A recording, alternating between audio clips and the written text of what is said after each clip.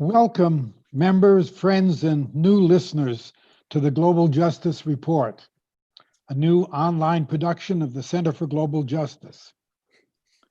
I'm Cliff Durand, and I will be your host today.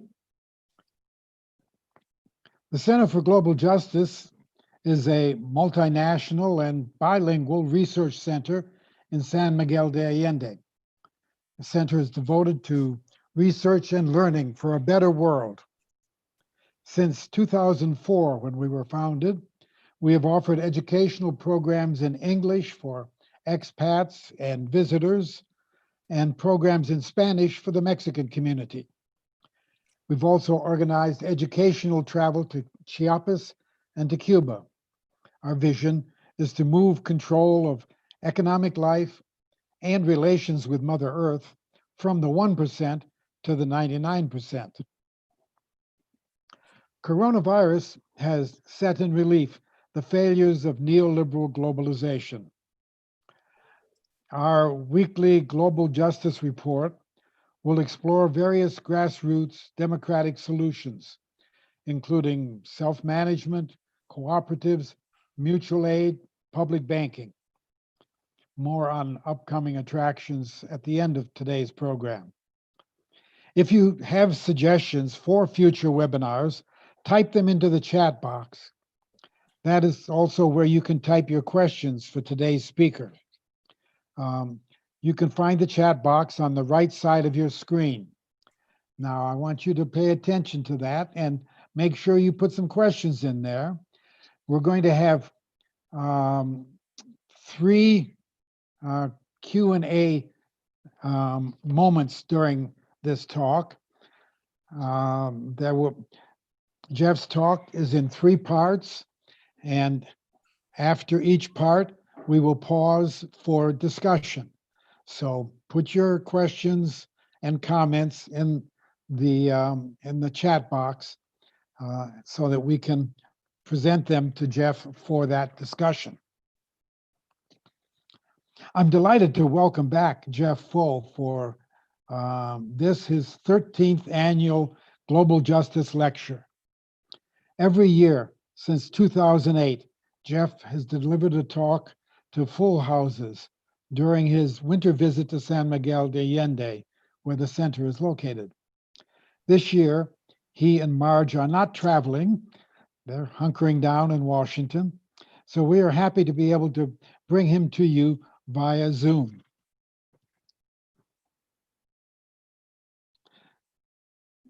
As you no doubt know, Jeff is an economist. Just a second. Hey, I'm just getting a screen here for you to see. Jeff is an economist and a founder of the Economic Policy Institute, a leading Washington think tank. For journalists, it is a go-to source on issues affecting working USians. Throughout his long career, Jeff has written and spoken extensively on many of the leading issues of our time. His articles appear frequently in The American Prospect, The Nation, and other publications. The Servant Economy, Where America's Elite is Sending the Middle Class, his 2012 book, exposes the hollowing out of the middle class as it is relegated to low-wage service sector jobs. His widely read The Global Class War, How America's Bipartisan Elite Lost Our Future and What It Will Take to Win It Back, his 2006 book, is by far the best critique of NAFTA. Jeff has also authored or co-authored 5 other books.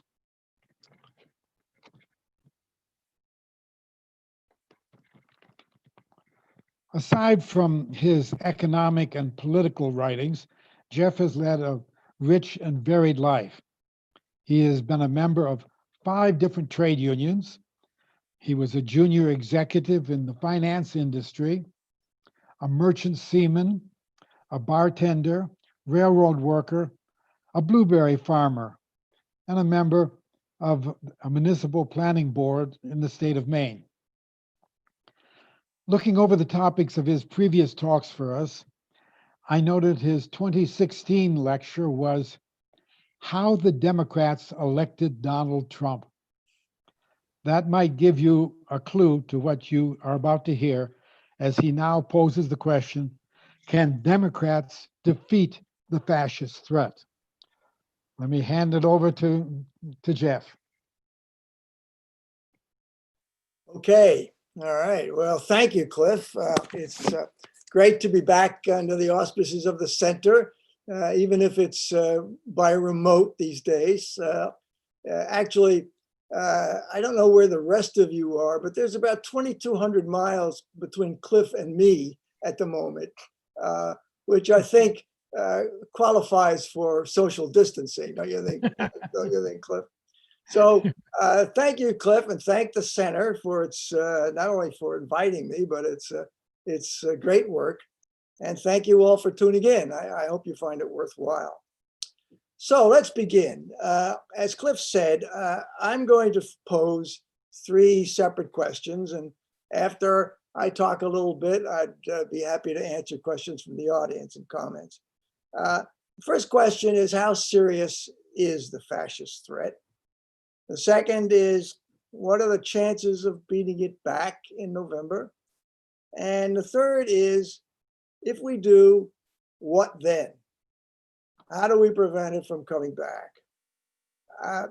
There's a cliche in American politics, and I don't know about every candidate, but virtually every candidate I've ever heard at some point or another says, this is the most important election in our lifetime. Usually the candidate means it's the most important election in his or her lifetime. But this one, I think, qualifies. It's truly the most important election in my lifetime, and I think for most of those who are listening in.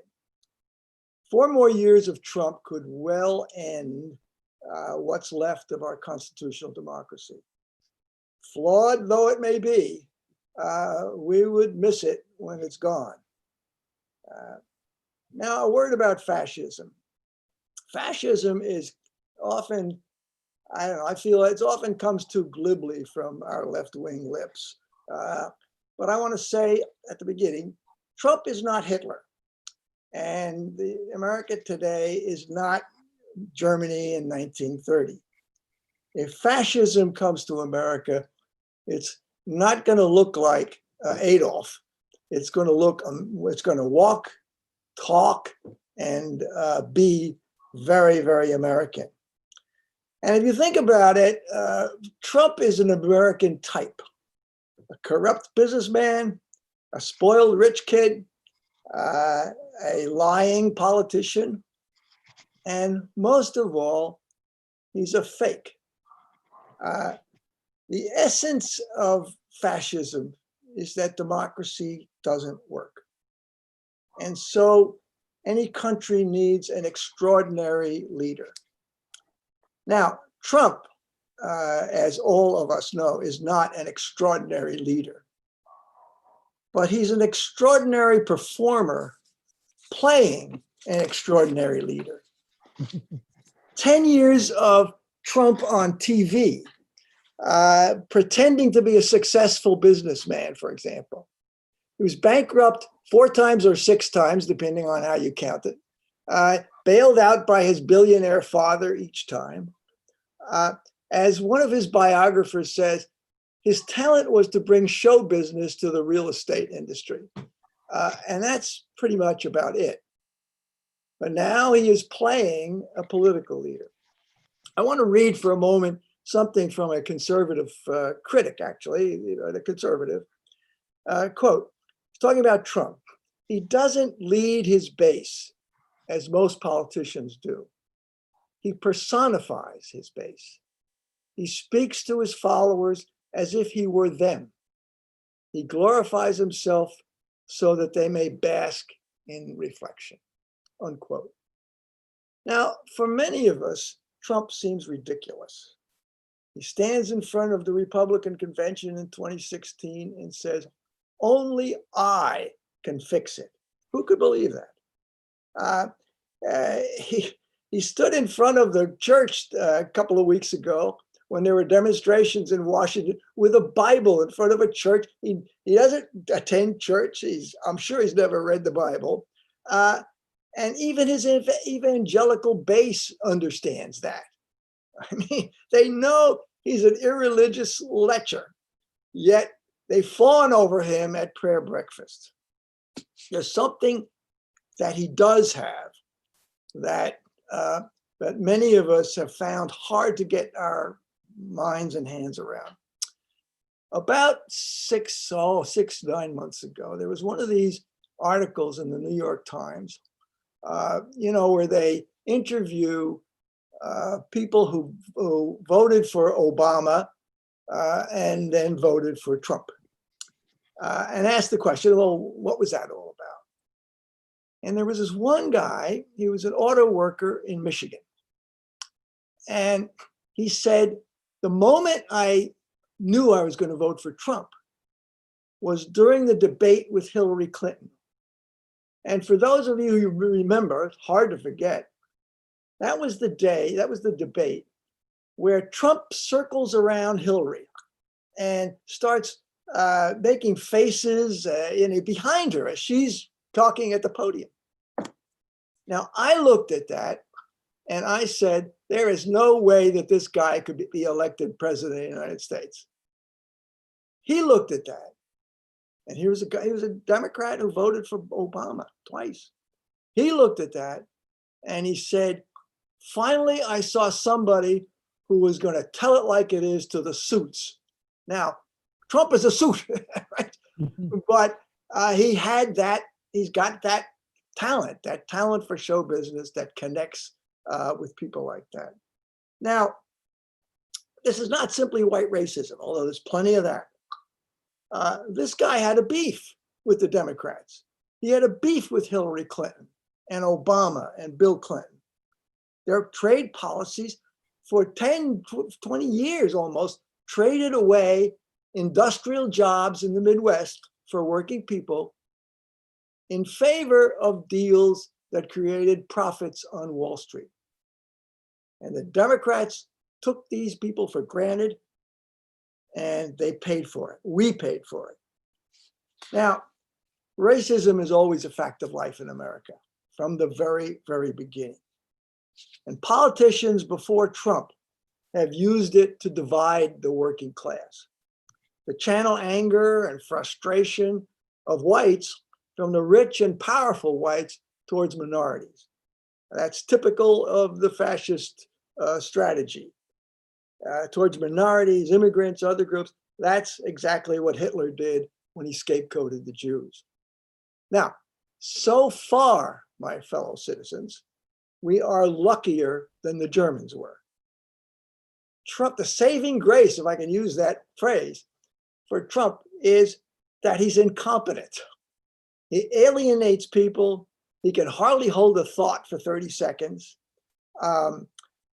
Unlike Hitler, he has no ability to organize or to pursue goals beyond his own personal ego. But do not underestimate him. He is loosening the leash of the murderous underside of American life, and he's ready to let it go. Let me just make just a couple of observances or notes about what you might call straws in this fascist wind. One is the growth of radical gun-carrying right-wing thugs coming out of the shadows. They're public now. They used to be, behind the rocks. Another is death threats to critics from Trump supporters, including healthcare workers who criticize Trump for opening up and not wearing a mask. The use of the word treason, which he uses all the time for his political opponents. Now, when you think about it, treason can carry the death penalty. And the use, finally, the thing that caught me the other day during the demonstrations was the use of unidentified armed police. Now, this is a characteristic of authoritarian regimes. And here in Washington, where I live, and in 20 other cities around the country, there were identified cases of police with no badges, riot gear, wading into the demonstrators. In San Diego, the Times ran this little story about an unmarked car that stopped in the front of the demonstrators, unidentified men getting out with riot gear. They grabbed a woman, put her in the car, and drove away. And the demonstrators screamed, "What are you doing? Who are you?" And the guy in the car said, "Follow us and you'll get shot." Turned out these were people who were members of the San Diego Police Department. So we're not just talking a theory here. We're talking about something that is increasingly real. Now, Trump himself doesn't control all of this. He didn't send those guys out there. But he's constantly feeding the embers of racism and violence that smolders. It's always smoldered beneath the surface, sometimes at the surface in America. Another 4 years of this, and it's going to burst into flames. Now, I'll stop there to see if there's any questions or comments. Okay. Thank you, Jeff. I hope you all have been putting questions or comments in the chat box. We have Betsy Bowman, who has been monitoring that and will be presenting any questions you've left. If I can unmute her. There. Okay, should I continue? Betsy, any questions? No. No, so far, no questions. All right, well, you know, as Well, I let me- Jeff, looked out there, yep, Jeff, let me pose one question then. yep, sure. One of the things that is often celebrated is the resiliency of the liberal institutions of American political life, which it has been said will help to restrain the kind of authoritarian excesses that we all worry about. What do you say to that view? Well, it was a view that I had for a long time. And I still, I still believe in the importance of institutions and in institutions that of law and justice, even though I don't agree with the people who run them all the time. But I think we've seen with Trump that one of those institutions, which in a maybe unconscious way, many of us expected to put the brakes on somebody like Trump, was the Republican Party. And it turned out that Trump just upended those people and that got rid of some of them, but most of them were for sale. And the other institution that we thought would put a brake on this is big business. Big business doesn't like disruption. They don't like problems. They just want to be able to make money. Well, it turns out they were for sale too. He gave them a big tax cut, and so they shut up. Now, I have to say that there's pushback. We see a whole lot of people that we thought were really right wing, suddenly turning against Trump, including Bolton, who, you couldn't imagine anybody who was more in that camp, but even he could not stomach what's going on. And so will the center hold? I don't know. I think it has crumbled.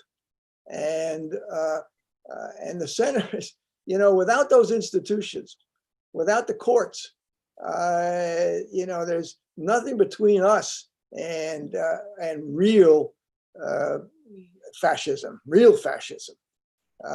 And he's already stacked the courts, as you know. I mean, he's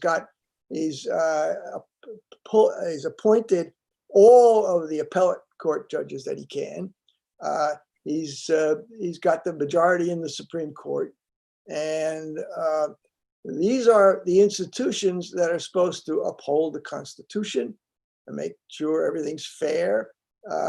They obviously, have their biases, but as I said at the beginning, if we lose them, we're going to miss them. All right, well, let me go. Betsy, have any other questions come in? No, not yet. All right, Well, well, I that's, know that it's difficult for people to compose questions while listening at the same time. So, well, as I imagine that I'm looking out there at the remote audience, I see. We do have a question. Oh, good. We do have a question for you, Jeff. One person writes, so how do we reach the Trump masses? Okay, well, I'm going to get to that later in the talk. I think. Well, let me hold that answer to that question, and I'll try to answer it later. But Okay, fine. as I started to say, as I imagine I'm looking over the remote audience, I see the nodding of heads. I would hope that's nodding in agreement and not falling asleep, but that's another question. All right, let me get to the second of these questions. What's the prospect for us getting rid of Donald Trump in November? I talked to a lot of disappointed Sanders Warren activists, and many say to me, I don't intend to vote, and even if I do, I wouldn't lift a finger for Biden. The polls show that 14% of Sanders voters say they will not vote for Biden. Another 8% are not sure. Now, having spent decades of my life fighting the Democratic Party establishment, I fully understand the frustration. Biden's record is hardly inspiring on inequality, race, foreign policy, regulating corporate greed. I have had some direct experiences, and I can tell you, I have no illusions. But like it or not, if you believe anything at all I said in the first part of this talk, it's Biden who stands between us and a true fascist menace. Now, many assume he can win, so they can keep their political purity and we'll be okay. Now, if you look at the polls today, it's probably true. The average poll puts Biden 10% ahead, 10 points ahead of Trump. And he's also ahead in most of the battleground states, but in a much, much smaller percentage. Okay, but the election is not today or tomorrow. It's in November, and a lot can happen. At this stage of the game, in 2016, Hillary's average in the polls was 7 points ahead of Trump. Biden's 10. It's not a huge difference. The lead from most people who are political party experts, the consensus is that the lead will narrow. But there's another thing that you should think about, and that is Trump is slightly ahead of Biden on the question of who's best for the economy. Now, if you remember years ago, James Carville, who worked for Bill Clinton in his campaign, said it was, quote, the economy, stupid, unquote. Well, Trump today leads Biden on that question. Now, why? we're in the middle of this horrible recession? Well, I think there's a couple of reasons. One is for the first 3 years before the pandemic hit, we had pretty good job growth. Lousy jobs, but there was job growth. Now, the fact is that that's a continuation of what started after the last recession under Obama. But the Fox News propaganda machine and Trump's propaganda machine has created this notion among many, many people that somehow Trump brought jobs to us.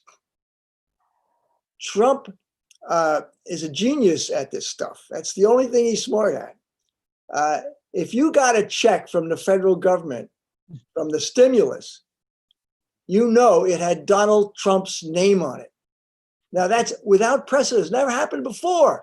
The federal government sends the check. It's the Treasury. It's not the president.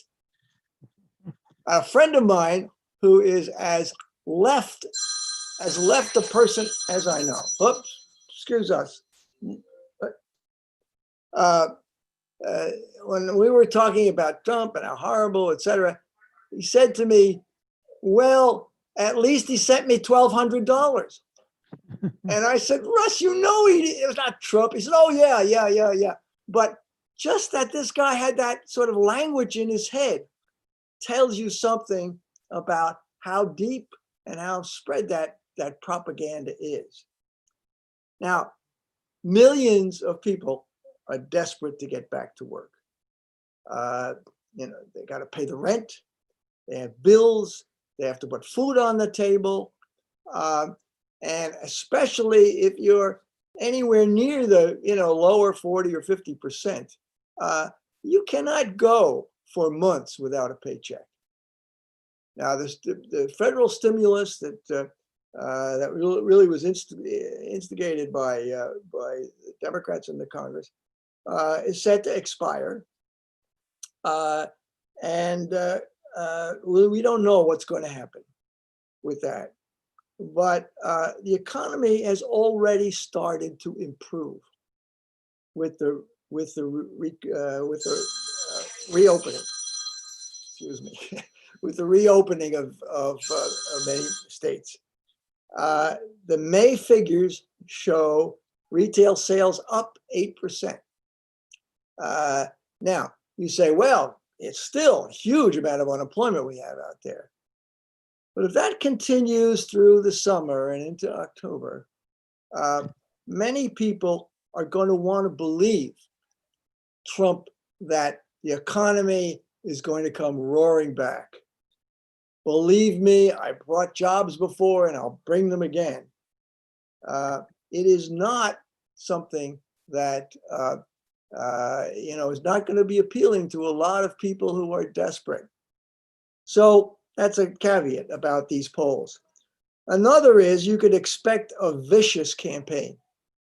The people around Trump are not just who will work to reelect him.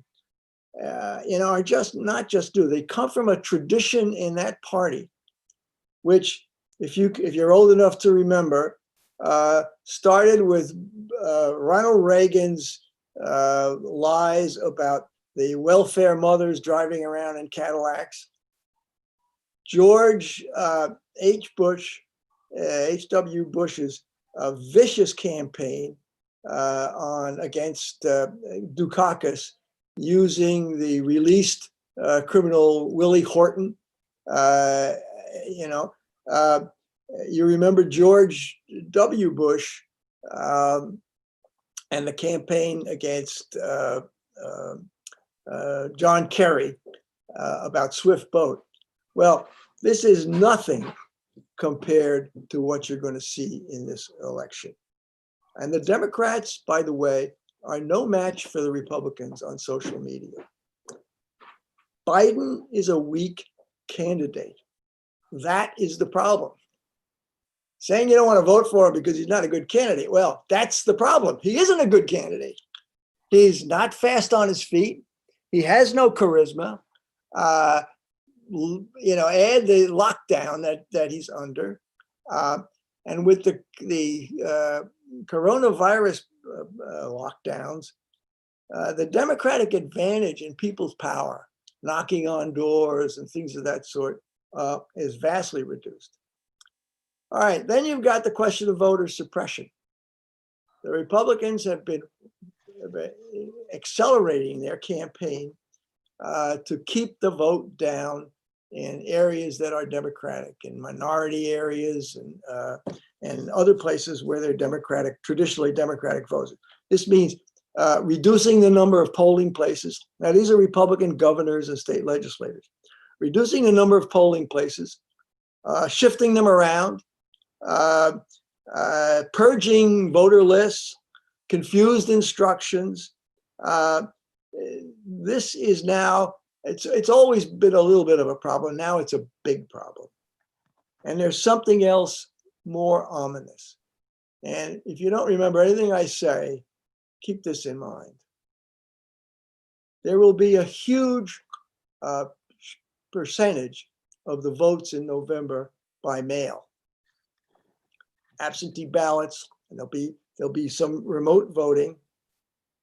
We've already seen big technical problems, forgetting about the Republicans' vote suppression. Already technical problems in the primaries. Systems have broken down. There's not enough poll workers because of the coronavirus, and this has just been a kind of small test about what's going to happen. Local governments are swamped. Their budgets have been decimated. They're faced with dealing with the virus, dealing with, whether or not they're going to open the local schools in the fall, and dealing with police brutality. They don't have a lot of time and they have no money to prepare for the complexities of this coming election. So imagine this. It's election night. Biden looks like a winner. He's got enough electoral votes, say some of the observers, from those who voted. But then there's a huge number of ballots by mail, absentee ballots that has to be counted. It takes days to count them. It's a delayed verdict. Nobody knows exactly who won the election. Trump facing a loss will be like a cornered animal. And I have no doubt about it that he will try to steal this vote. He already is preparing the ground by this incessant tweets about how the election is going to be rigged. There's a purpose to that. Now, I'm not talking about a coup. The American military are not up for a coup for Donald Trump, neither are the federal police. It's more likely to come through the courts. The Trump campaign is already planning to challenge these votes at the state and local level all over the place. And they've got their lawyers and they've got their activists out there. So like 2000, those of you who are old enough to remember that, this goes to the Supreme Court. Who is on the Supreme Court? A conservative Republican majority. Let's assume that our friend Ruth Bader Ginsburg is still around. It depends then on whether the Chief Justice, John Roberts, a conservative Republican, will go the other way to protect the Constitution. Maybe he will, maybe he won't. But if the Supreme Court backs Trump, then the Constitution and the law is on his side. Now, to thwart that, Biden needs to win big. You may not like that. You Sanders supporters, you may not, that just sort of rubs you the wrong way. But if you want to avoid what I see coming and a lot of other people see coming in November, Biden better win big, which means an army of volunteers, these people on the left, my friends, me, need to get out the vote. They need to be poll watchers. They need to have lawyers out there to make sure the votes are counted. Don't be fooled by the polls. This is no slam dunk. And just as in 2016, there's a lot of stuff going on out there with a lot of desperate people that we may not understand, but it came back to bite us 4 years ago. Okay, so anybody got any questions about that? Well, let me lead off with a question. Yeah. The kind of energy that Biden needs in order to win big exists in the protesters. What are the possibilities of being able to mobilize and direct that energy into the Biden campaign? Well, there's a lot of, there's a lot of people. There were a lot of people in the streets. And I think that, and a lot of people in the streets say that they don't care about electoral politics anymore. That the only thing that counts is being in the streets. And I understand that. I mean, I spent a lot of time at demonstrations. I've been arrested a number of times. I understand that. But this thing will get down to how many votes are cast in November. And, I would hope that the Sanders people and the Warren people and others, as we get closer and closer,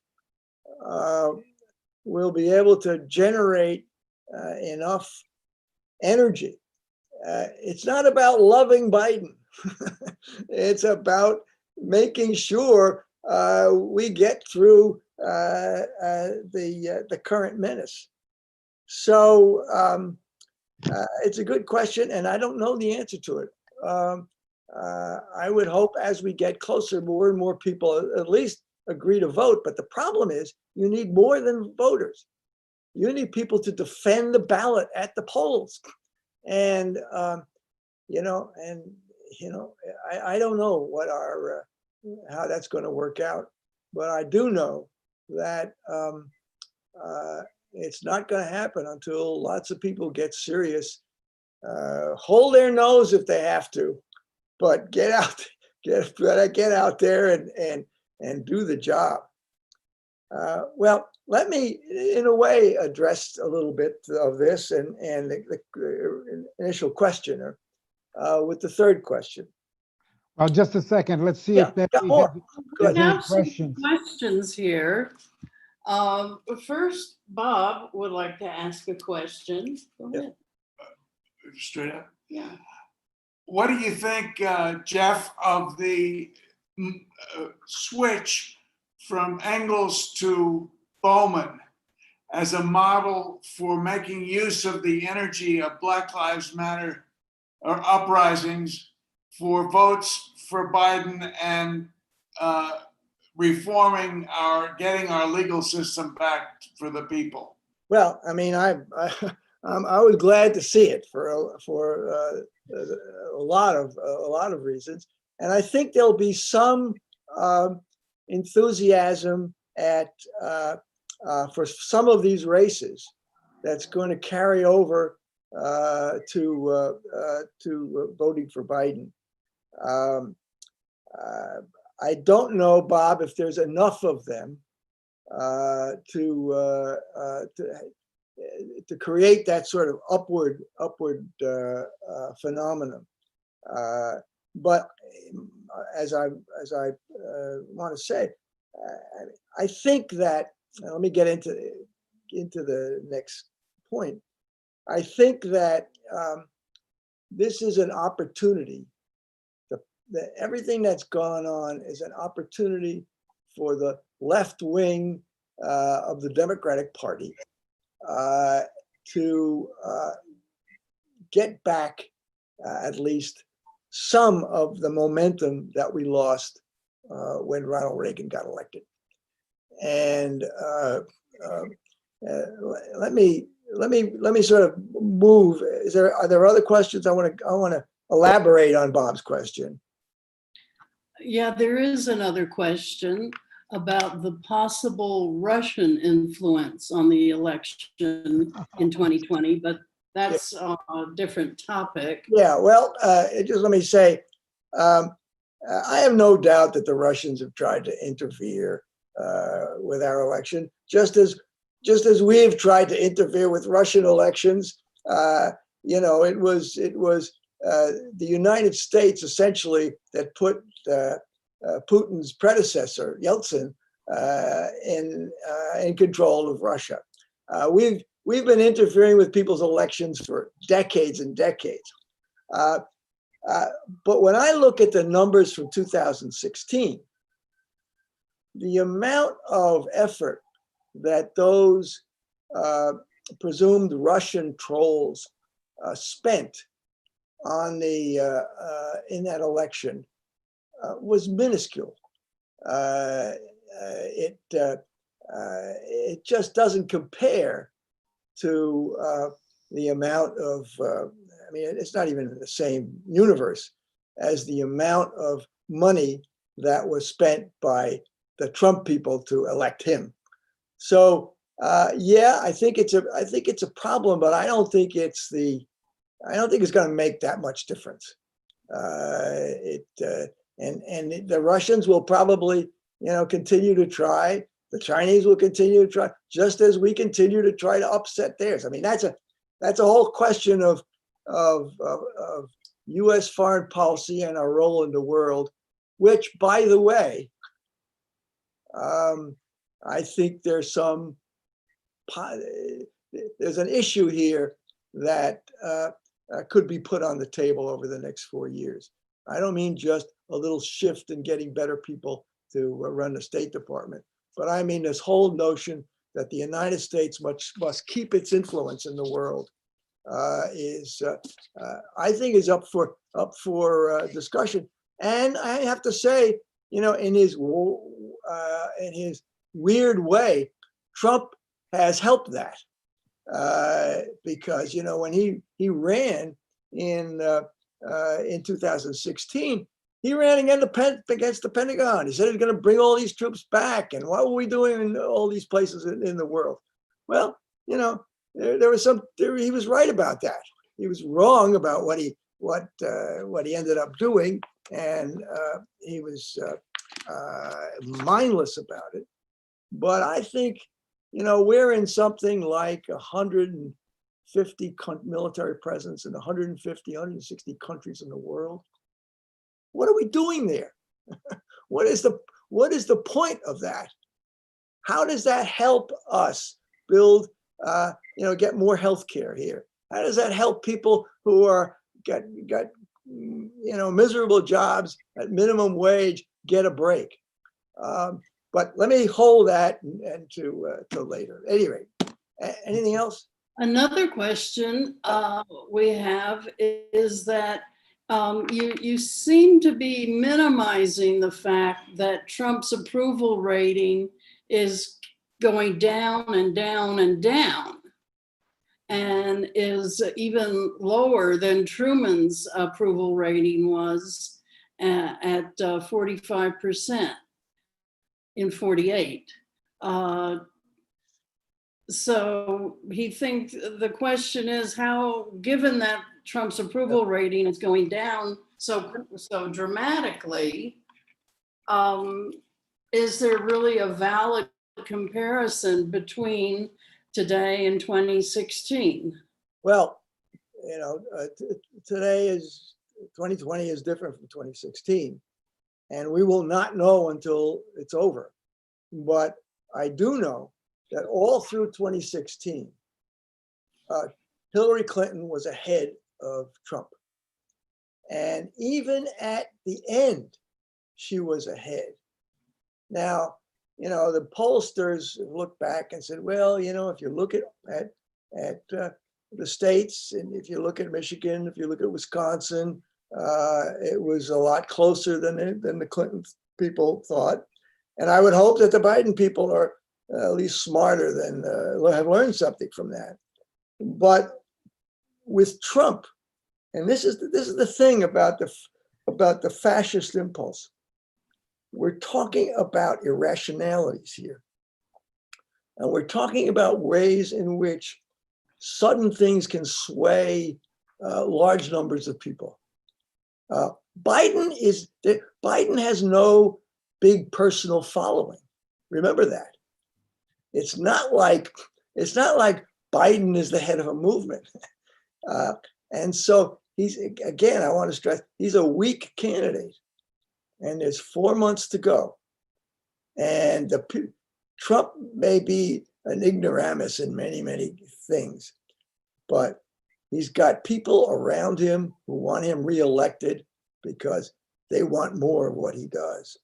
And so I appreciate, and I'm heartened by the fact that Trump's numbers in the last, especially in the last 3 or 4 weeks, have gone down. But I don't think this is anything to be complacent about. The stakes are just too high. I have a question for you, Jeff. On March 31st, in an interview with Fox News, Trump said, and this was picked up later in the day by Judy Woodruff on PBS, that no Republicans would ever win an election if it weren't for voter suppression. Now that is a shocking statement. I think it's probably true, but why would some statement like that not galvanize state legislatures everywhere to work on solving all of the problems with the voting process? All people who are citizens of the United States of America at least pretend to support the idea of free and fair elections. They don't, the majority does not consciously go out there and say, we're going to do everything we can to suppress the minority vote and the Democratic vote so that the Republicans can win. I was shocked when I heard him say that. And Well, I think it would spur action. Yeah, and you'd think so, but it hasn't.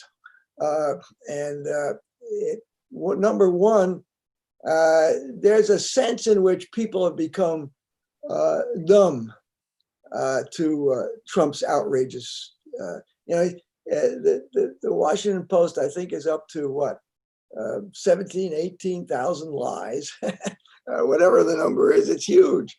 I mean, and every day there's more. And after a while, people just get numb. They tune out. They lose, and when they do that, they lose that sense of outrage. So that's one point. I mean, when Trump the other day said we could cut the incidence of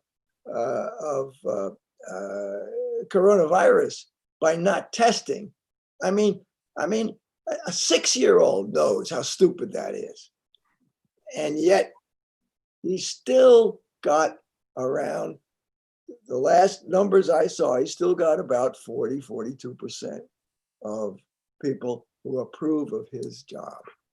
I guess the other part of that question, Betsy, would be, yes, you would think that Republicans who at least give lip service to all of this would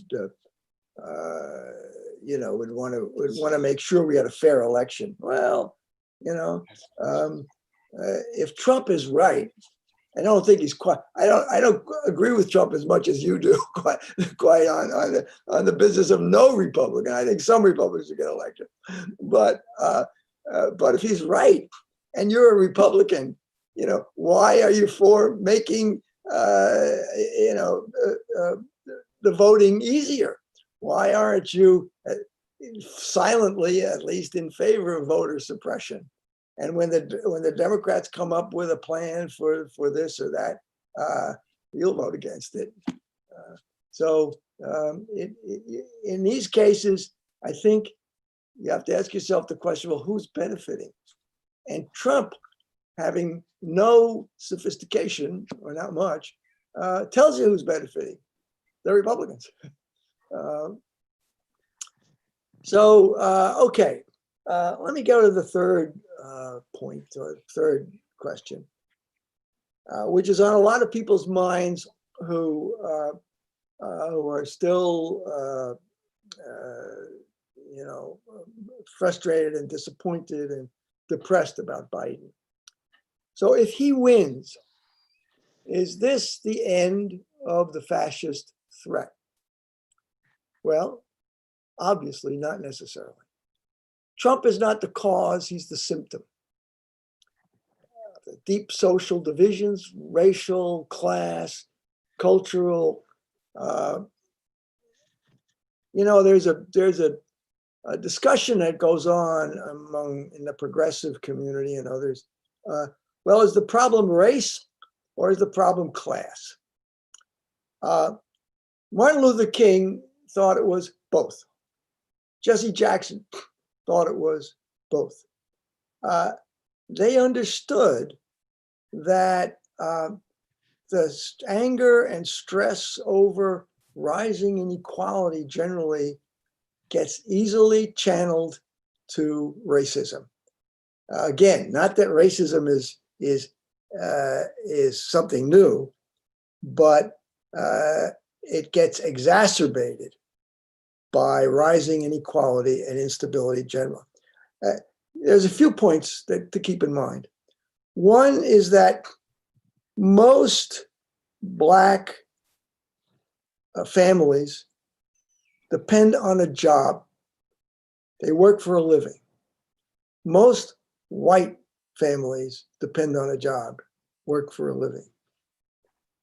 Hard times are traditionally a way for the establishment to divide the working class, Black and white.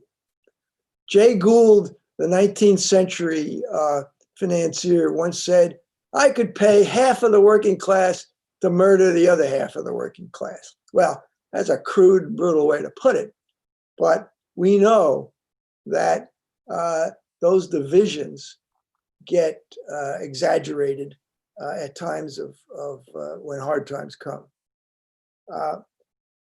African Americans are 13% of the population. Dealing with racism requires a larger population in the United States. That's just the way it is. And for 40 years, we've had a redistribution of income away from the working class, Black and white, to the investing class. Now, I want to be clear, reversing that is not a sufficient condition. Reversing the economics is not a sufficient condition for conquering racism in America, but it's an essential condition. It's no accident, in my mind, that the advances of the 1960s, Civil Rights Act, the Anti-Poverty Program, the laws against discrimination in schools and on the job came at a time when there were rising wages for all of the working class. And so the typical racist white, might not like it that, okay, they are moving next door or, whatever. Or they are now on the job with him. But everybody was doing better. And the use of law and the federal government at that time and Lyndon Johnson, who led it, to force the breakdown of Jim Crow laws was critical, and it would not have happened, in my view, unless there was a general sense that, okay, we're going to be better. Everybody's going to be better. I'm not going to be worse off. It's interesting. If you look at the statistics, I mean, we know the economic statistics about what happened after Reagan. But if you look at the social statistics, questions of when they ask questions of whites, well, would you want an African American to live next door? Would you want your sister to marry one? I mean, it's the heavy duty questions like that. The tolerance since, beginning in the 60s, the tolerance has dropped dramatically. And then it leveled off. And I want to talk about that, why it leveled off. And and my view is that integration forced people to work together, to go to school together, and it broke down the invisibility that Black people always said was a veil over white eyes. I mean, the famous book by an African-American writer called The Invisible Man. And gradually, whites began to see Black people and they began to see them as people, not this abstract thing. When Reagan was elected, that progress, economic progress, slowed for the working class, and that progress slowed. And essentially, Reagan destroyed the essential instrument for change, and that was a progressive democratic government. I'm not arguing that this was utopia. I'm not arguing that racism was destroyed or anything of that sort. But anybody who lived in America before that, before the 60s and after the 60s, understands that there was a change. And Reagan replaced the politics of, you might call it the politics of collective responsibility, with the politics of individual greed. As a matter of fact, his pal, Margaret Thatcher of Great Britain, said, there's no such thing as society. It's all about us as individuals. So the war on poverty was abandoned. The social safety net was shredded. Markets were deregulated and privatized. And the Democrats bought into it. It was Clinton, Bill Clinton, who said, the era of big government is over. Hillary Clinton said, you're not a real lawyer unless you've worked for a bank. It poisoned the public against the idea of a collective public answer to public problems. It turned us, people used to talk about the civil service. It became, that bureaucracy. There's a story, there's a political story about the Democratic senator who was accosted by somebody, I think it was a supermarket, an older person, who said, I want you to make sure that the government keeps its hands off Medicare. Well, the government keeping its hands off Medicare it's a ludicrous idea, right? Because that's a government program. And Democratic liberals, hear that and they sneer and they say, well, all right, this stupid person doesn't understand, etc. But the Democratic senator said to this guy, yes, I will keep the government's hands off. That's what happened to the Democratic Party. And it decimated and demoralized the public sector. I'm not just talking about abstraction. I'm talking about teachers, which were a respected profession. When I was a kid, somebody who was a teacher, I mean, this was, I couldn't imagine in my neighborhood anybody who was better than that. And they've been demoralized, they've been made fun of, they've been shunted aside, schools have been privatized. You've got teachers struggling in poverty areas who have to buy pencils and books for their kids because their public schools have been so squeezed. And we take the teacher and we say, well, you haven't solved, these kids are not learning, they're not passing all these tests that we put on them. Well, if you're a child from an impoverished neighborhood, you've got a dysfunctional family, you've got your parents, or maybe you're just your mother trying to keep things together and pay the rent, and you got 3 or 4 kids sleeping in the same bedroom. Tell me how easy it is for a teacher just to take that kid and fill him full of learning. These are hard social problems, and we dump it on the education system, dump it on the teachers, and then complain that they're just bureaucrats. They're not imaginative. And so the answer is privatize. And by now, this has been going on since Clinton. We've been privatizing the public schools, and all of the studies show that private schools are more expensive. They don't produce what the public schools produce.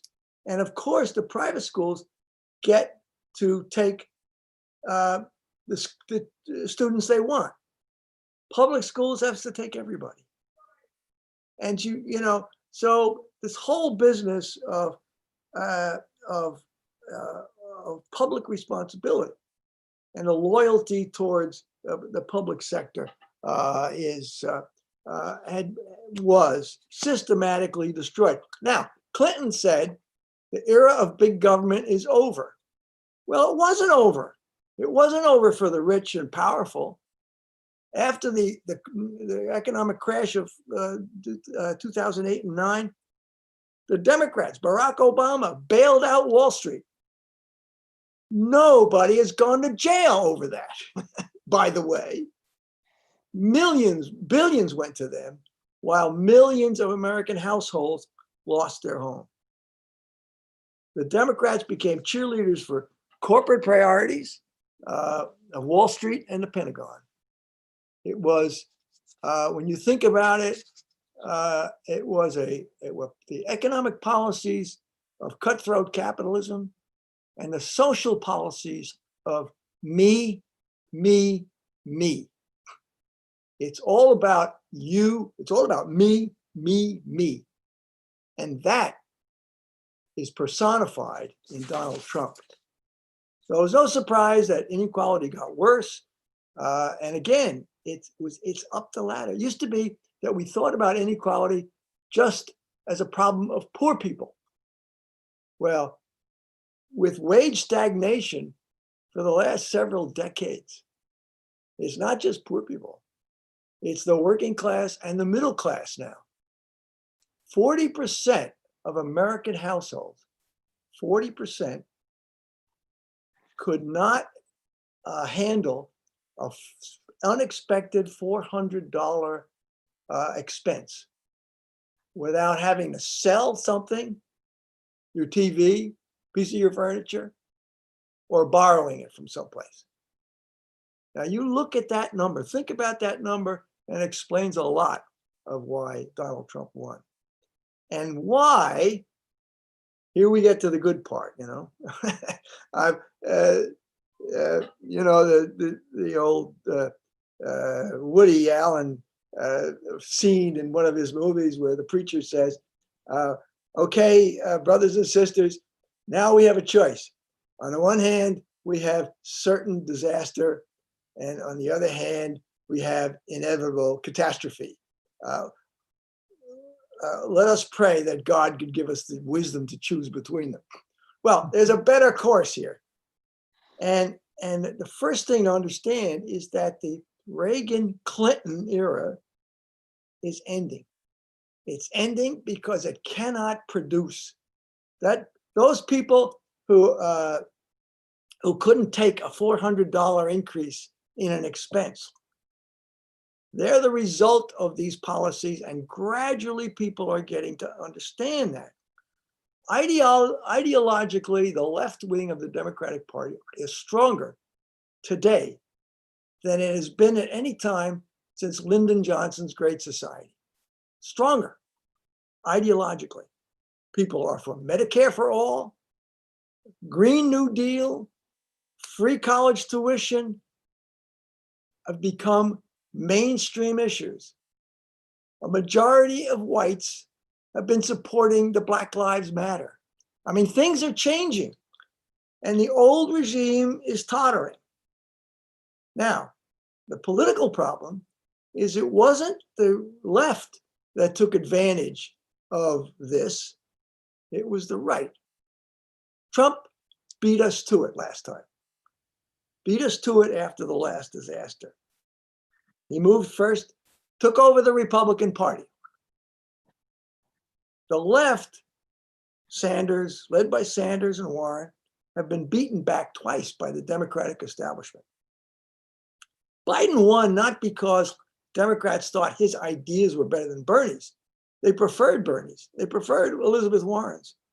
He won because there was this notion that Biden was the best person to get rid of Trump. Well, I hope that's right. But what's interesting now is the politics are beginning to catch up with the ideology. Biden needs progressives to win the election, just for the reason that I talked about before. He needs the left. Obama didn't need the left. Obama, as the first African-American president, he had the left in his pocket. That's not true with Biden. So Biden has moved to the left, predictably. He's a politician. In March, he was promising that he would bring back normalcy. By that, everybody understood he meant life before Trump. Now he's talking about his words. These are his words. Institutional revolution. He says, and I quote, Milton Friedman is not running the store anymore. He embraced Bernie's ideas. He brought Sanders people in, including Alexandria Ocasio-Cortez and people like that. Now, is this sincere? I don't know. I can't read Joe Biden's mind. But I do know that if his administration and the Democrats, that I know that they cannot deal with the problems that we face with the old Clinton-Obama agenda. It just doesn't work. And it's not just because it's corrupted by Wall Street, et cetera. The answers that the Democrats had are just too small for the size of the problem. We need more than just a little bit more Medicare for all or reforming the Medicaid program. We need a national health system that goes beyond just insurance. We need it to plan for the future. We need more than just a housing program. We need more than just more police training. This whole thing needs to be revamped, and we know it, and more Americans know it. The pandemic did not fall on a healthy economy, as I think Betsy talked in your last webinar. The U.S. economy is not competitive anymore. The Reagan-Clinton years destroyed the whole industrial base. We're not investing in the future. We're living on our debts. We're racked with social divisions. And then we've got climate change, which is ready to blow us out of the water, as it were. And here's the problem that we haven't swallowed yet. These are big problems. It's a big country. We need big plans, and it requires a big government.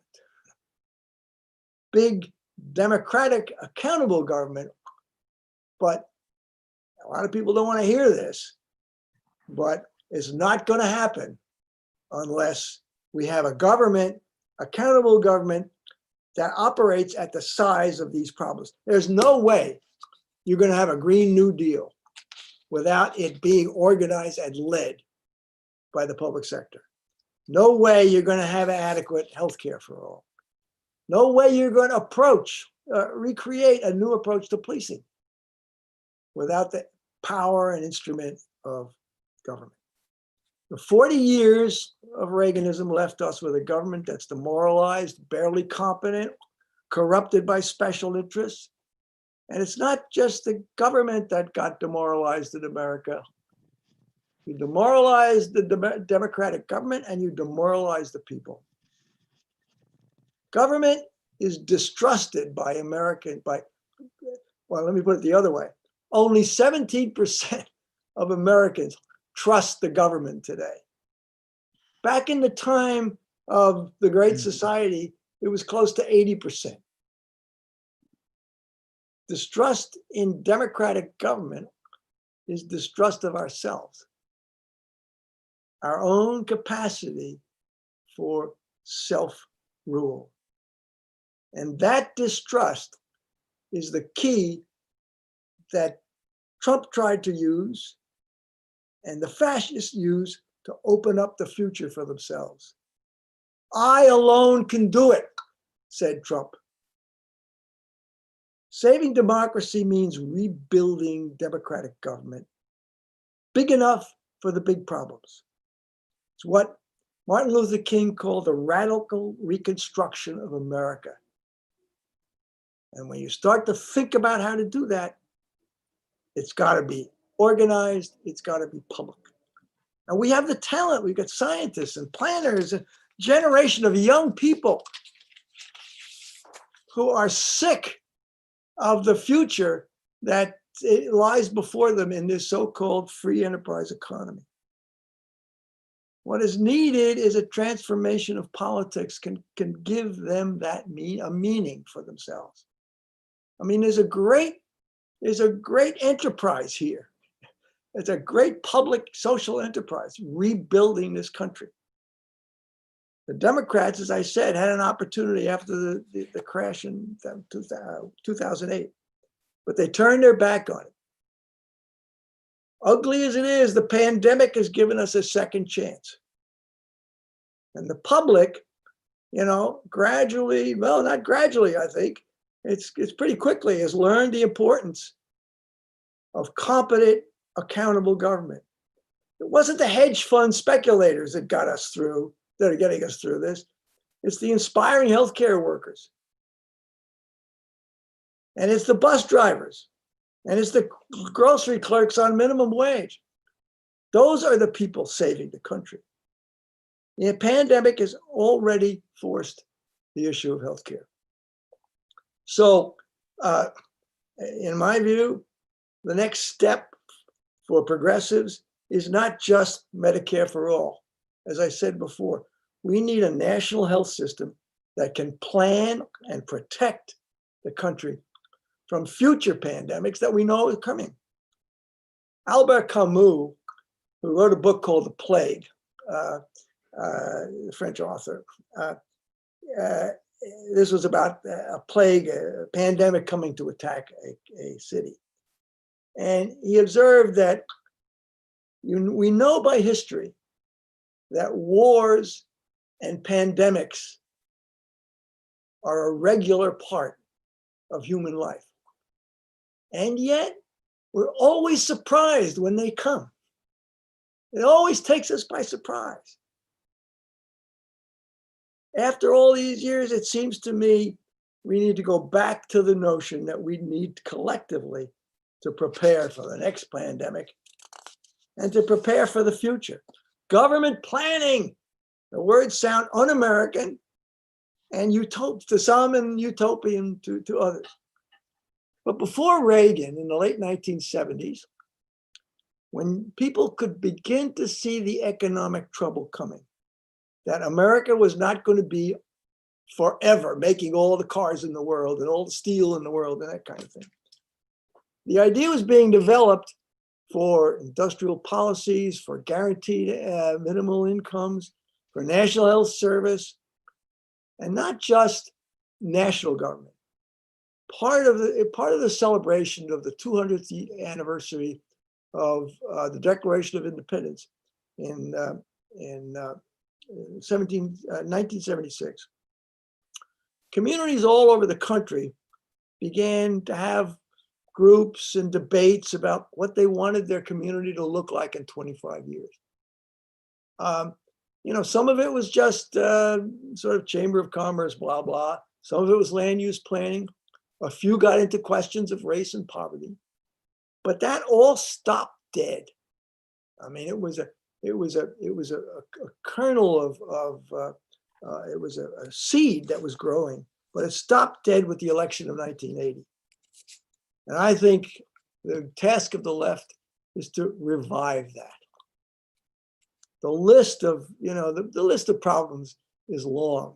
I mean, we could spend 3 hours just listing them. In addition to healthcare, the Green New Deal, restoring labor rights, getting money out of politics, etc. Each involves a long, arduous struggle. And sustaining that struggle means rebuilding trust in a democratic government, which means rebuilding trust in ourselves.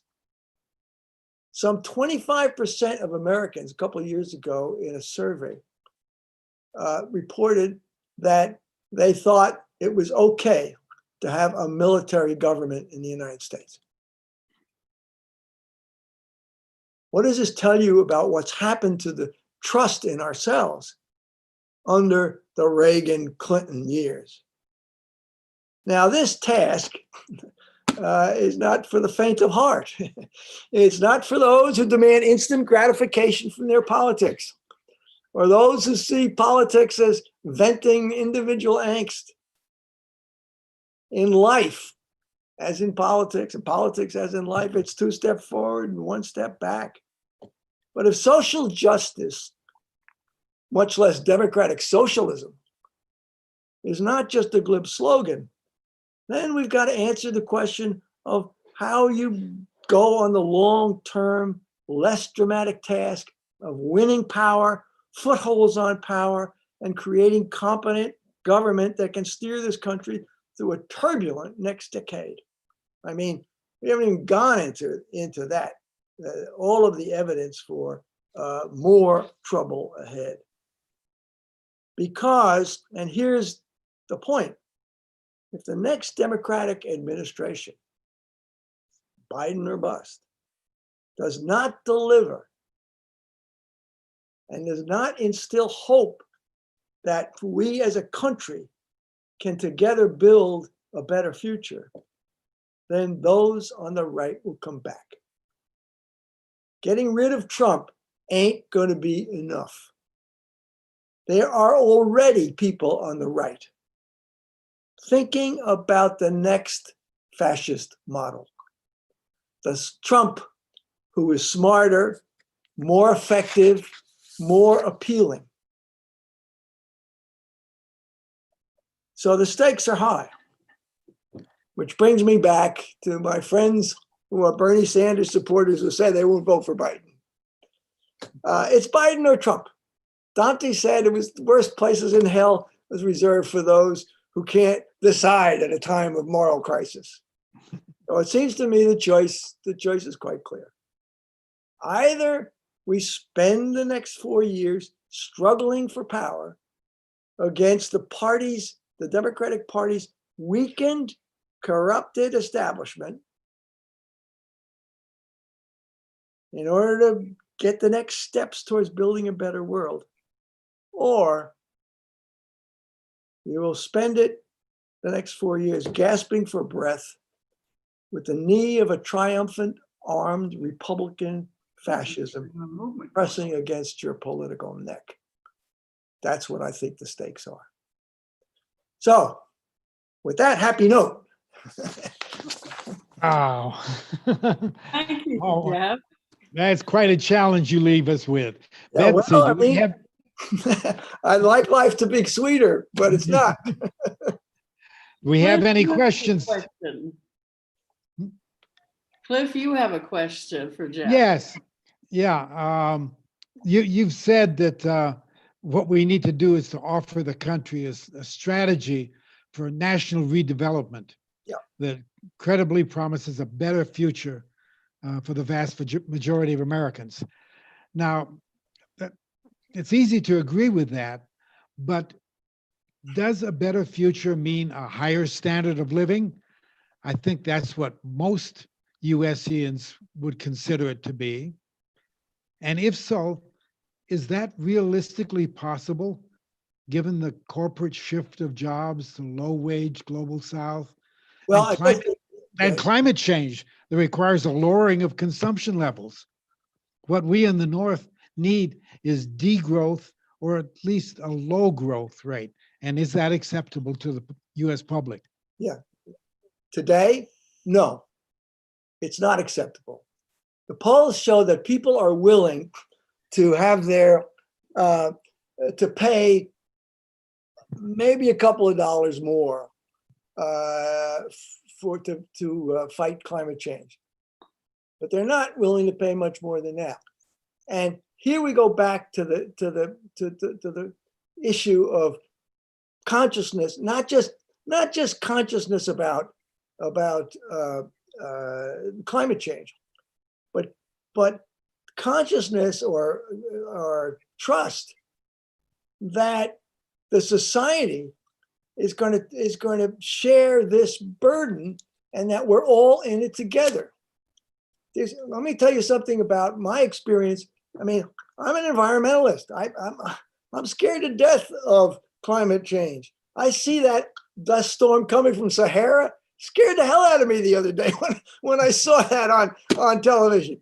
I know it's there, but for most people, and myself, listen, we're all, none of us are pure on this stuff. I drive a car. I have a computer, and that takes electricity. But it's not going to work if it depends on you to give up your individual lifestyle and stop eating meat and stop driving a car. And it ain't going to happen like that. It possibly could happen. I say possibly. If it wasn't just you or me, but people trusted each other enough to know that we really were all in this together, and that the route towards less of the consumption, I don't think it's less consumption. I quarrel with the word, but it's less consumption of things that are destroying the planet. Yeah. But the route to that is that you've got to take care of people. A lot of what the environmentalists say, it's true. I mean, I'm an economist. You look at the numbers and say, well, yeah, it's possible that you could have, a different kind of production system, and we could be doing all this stuff with a lot less energy, and you could create more jobs, et cetera. But what people want to know is, okay, I have to lose my job on Friday because of your climate change proposal. Where am I going to work on Monday? How am I going to pay the rent next Friday?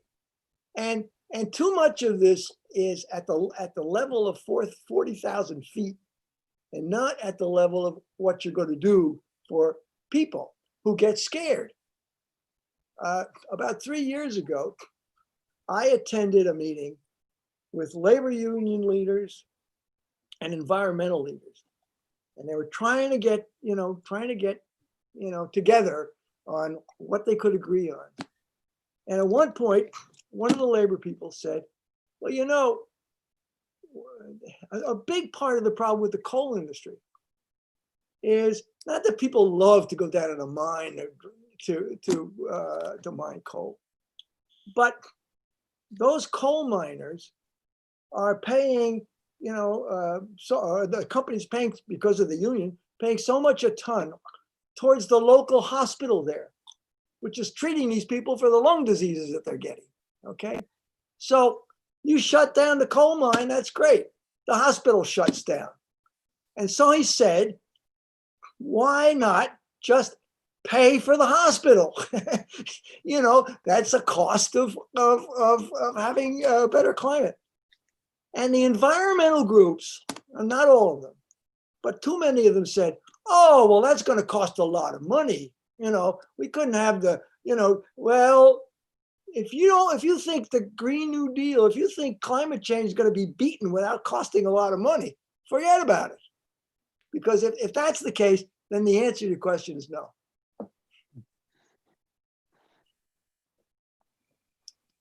Okay, Betsy, other questions? Well, I don't see other questions coming in, but I have another question. when we have a US military that is in, I think it's in 150 countries around the world, their bases or some kind of installation. Actually, the Defense Department doesn't even know how many installations it has around the world. And we know that there are special ops taking place all across Africa, for example. How can one say that we don't have big government? Well, I that mean, was my, we're spending $1 trillion a year on the military to force countries around the world to keep using the US dollar, otherwise the US will blow them up. That's a huge government. How Sure, can sure. people Well, imagine? this is, I thought I mentioned that before, but maybe I didn't. This is the hypocrisy and the lie about big government. That it's a lie because big government still being used to bail out Wall Street. Big government is what produces a military and a imperialism in which U.S. hegemony becomes the purpose of our foreign policy. We cannot solve the problem. You can't solve the problems of domestic health care, domestic wages. You can't solve any of these problems that that are on the table now by with a military that's in 100. It's probably more than 150 countries, but give or take a few countries, and with it's not just the money. The money is important, but it is the attention of the government spending. It's the unending Cold War type clandestine war that goes on, as I said before, where we undermine the Russians elections, they undermine our elections, we're undermining things in Turkey, and it's not just the United States. We have dragged the world into this, and here's the hard part. If the United States leaves some of these places, there's going to be civil war. There's going to be problems. Some where there won't be. Some of this is there's war there and there's civil war because we're part of the problem. But there's this thing, and I want to be blunt about this.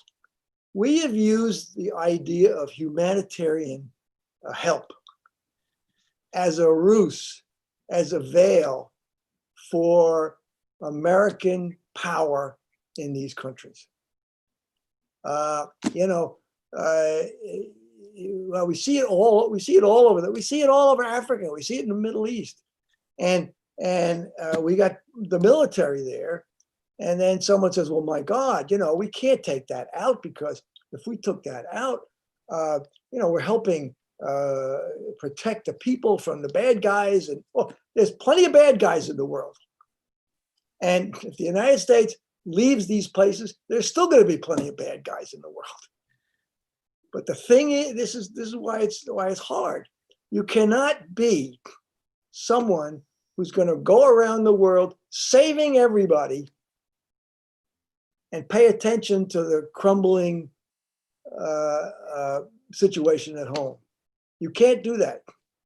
And for a long time, liberals have said, well, okay, we do all this, but USAID builds hospitals. Well, why can't we continue to build hospitals? Why can't we continue to give some help? We can still be humanitarian, but we don't need the Army and the Air Force and the armed forces there. And what's coming next, is coming now, is not just in 160 places. We're in outer space.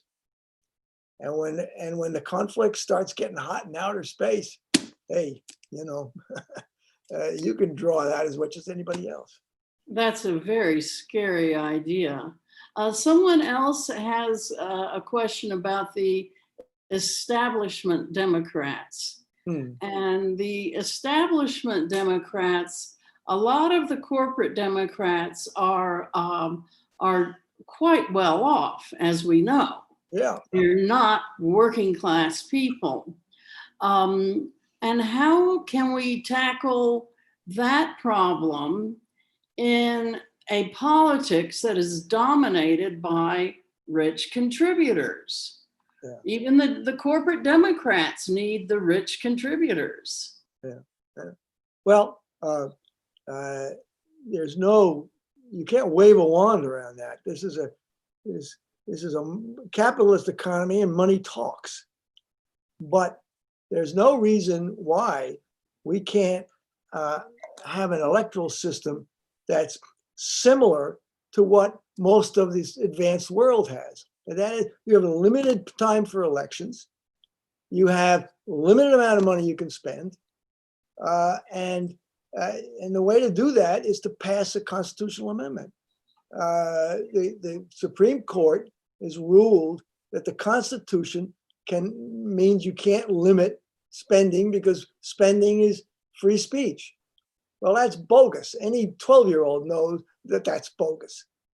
And so the technical way to start is a constitutional amendment that would just say what everybody knows.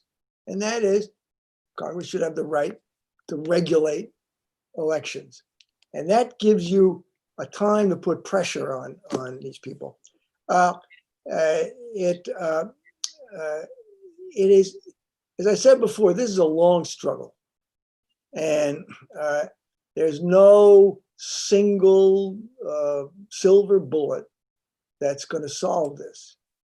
But if you look at what's happening already, that in these races that you or Cliff or somebody talked about, the Engel race at the Ocasio-Cortez, if you look around the country, things are changing.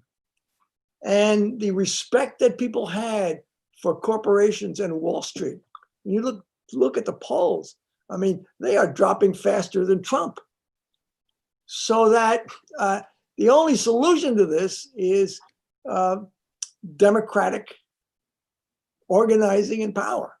And I think that what makes this different is we've come to a point where I think more and more people can see that the ancien regime, the old regime is falling, not only immoral. You know, most Americans know that Wall Street is run by greedy rich people. What they thought was that somehow that would trickle down and they'd be okay. What we're learning now is we ain't okay. We're not going to be okay.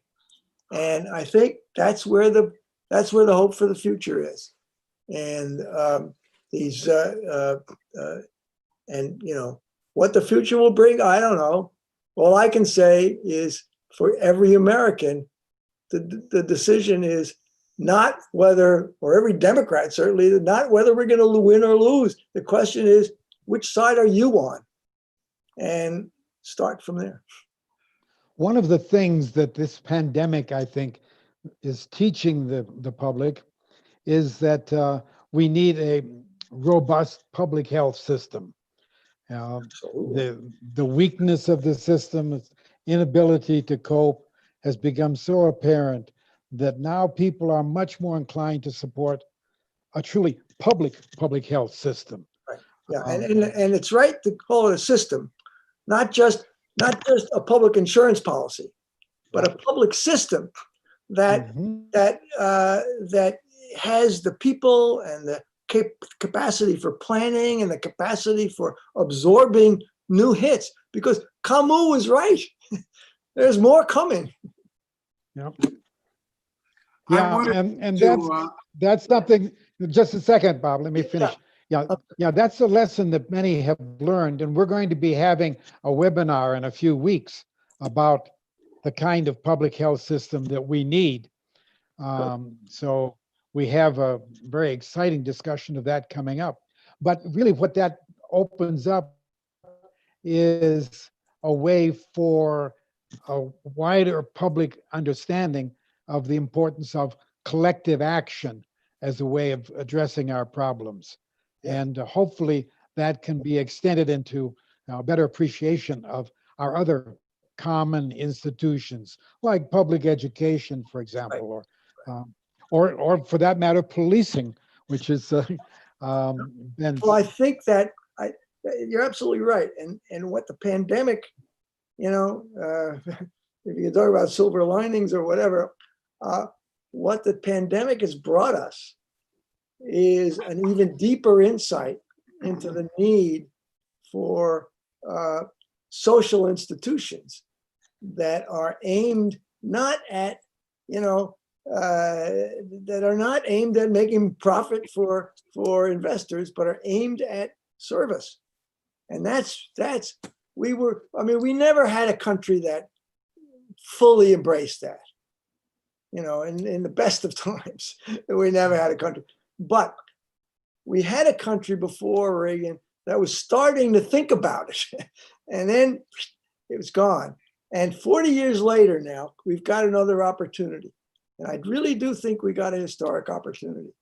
And if we blew it 10 years ago with the way the Democrats and Obama responded to the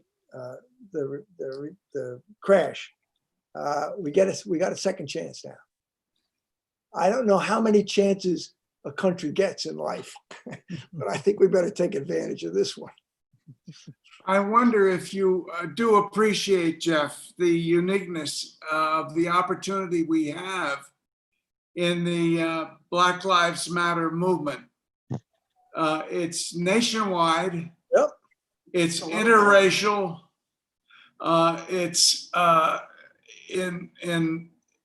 It has all of the seeds of a new constituency that questions the white privilege in all of its aspects. And it has plenty of working class kids in it who can't go to college and who are indebted, and working class families. I think you've got here a powerful tool for turning things around. And I do want to draw your attention once again to the Elliot Engel, Jamal Bowman race, won by Jamal Bowman in a reversal of voting. Engel was a shoo-in until the movement got going, and voters switched en masse to Jamal Bowman, who surely is going to identify himself as a proponent of the Black Lives Matter gathering agenda. But that agenda is not just for getting rid of chokeholds. It's for getting rid of the white privilege that has kept the white working class so supporting police all over the nation, thinking that was guaranteeing their privileges. Those privileges have been withdrawn by neoliberal politics. We do have a new era, but it is an interracial era, and it often is led by Blacks. I think, in fact, the hope was that Obama would turn out to be more Black than he was. He was a great disappointment. Cornel West called him a plantation mentality. This is change. This is giving up, this is questioning whiteness itself, which has a history and which has kept us unable to put together the constituency that you are speaking of for the overhaul of health and housing and education. But I just don't. I hear the people when you speak of the people. I think you may be unwittingly speaking about the white working class that has identified as such. That's a shrinking group, I think. I think the credibility and confidence that people have in Black leadership is growing, and I think it's a new instrument for the radical changes that we all want. Yeah, I would only say that I thought I made the point. The working class is white and Black and Latino. The working class crosses racial and ethnic lines. But again, you got to understand that you got to be credible enough to a large segment of the working class in order to make all this work. And you've got to be, and so the ideas have to be big enough to make it work. It's got to be big enough so that you're not telling the white worker whose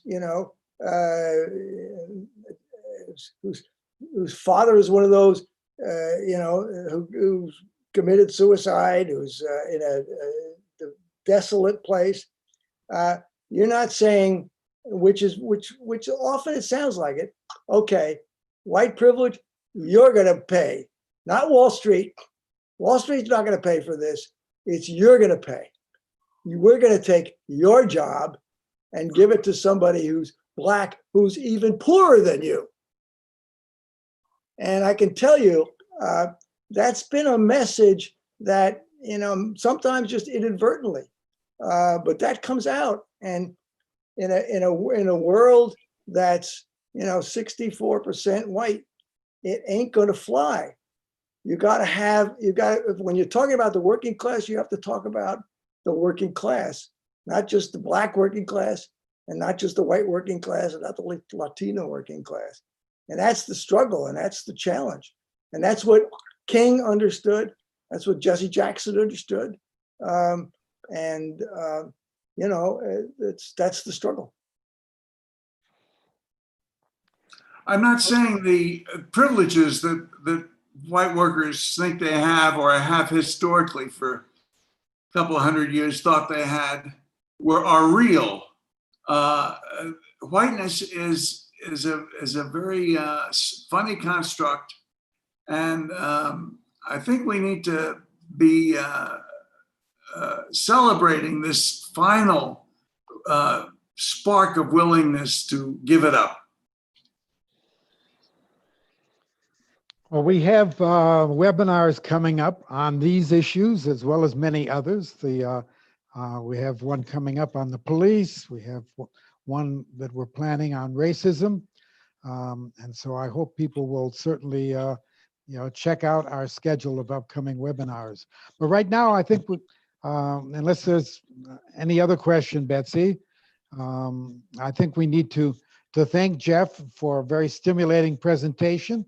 If we were in the Teatro Santa Ana, we'd all give him a standing ovation now. Sure. That's what I miss. Right. Talking to a live audience is so much better. But thank you so much, Jeff, for doing another fabulous job in your talk today. Well, thank you for that, and thank you for doing a great job with the center. It's a great organization, and people need to support it. Thank you, Jeff. Thank you. Hang in there, buddy. See you later. Okay. Well, we hope you and the audience have enjoyed today's program. You should know that all of our revenue sharing programs have been canceled due to the coronavirus. Nevertheless, we are continuing to pay our Mexican staff. So if you can make a tax-deductible donation, please do so at our website. I have to give a thanks to our volunteers, to Betsy Bowman, Liz Mestras, Gregory Diamant, Roberto Robles, Coletta Mora. Special thanks, of course, to our speaker, Jeff Foe, for today's program. Today's webinar, as well as past programs, will be available on our website, on YouTube, and accessible from our website. Next week, we have a talk by Leo Panich on capitalism, socialism, and the pandemic, which I think is, you'll find a very stimulating one, because Leo is a very prominent leftist thinker in the Canadian, heads up the Socialist Project. So next Monday, you'll definitely want to tune into that. But also, I think you'll want to pay attention to our upcoming schedule. And let me just give you a peek at that. On our website, you will find today's program, next week's program, followed the following week by a talk on Ellen Brown, founder of the Public Banking Institute, on why banking needs to be run as a public utility, another example of the collective action that we need to promote. And then on July 20th, we have a webinar on police versus the people. Are there alternatives? On the 27th, we will look at Cuba and COVID, a very remarkable example of a robust public health system that is doing a much better job than the United States and most other capitalist countries for that matter as well. Then we will have, following that, the struggle for global hegemony, looking at the world picture with Carl Davidson, past president in the 1960s of Students for a Democratic Society, and Jerry Harris of the Global Studies Center. Then we come to Vicente Navarro's webinar on the failure of medical care and public health services in the US, advocating to put the public into public health. And then immigration update from Rebecca Exler, immigration attorney. So we've got lots of really exciting programs and others that will be added to this schedule in coming weeks. So please visit the website of the Center for Global Justice frequently to check on new updates. And again, we thank you all for being with us this week.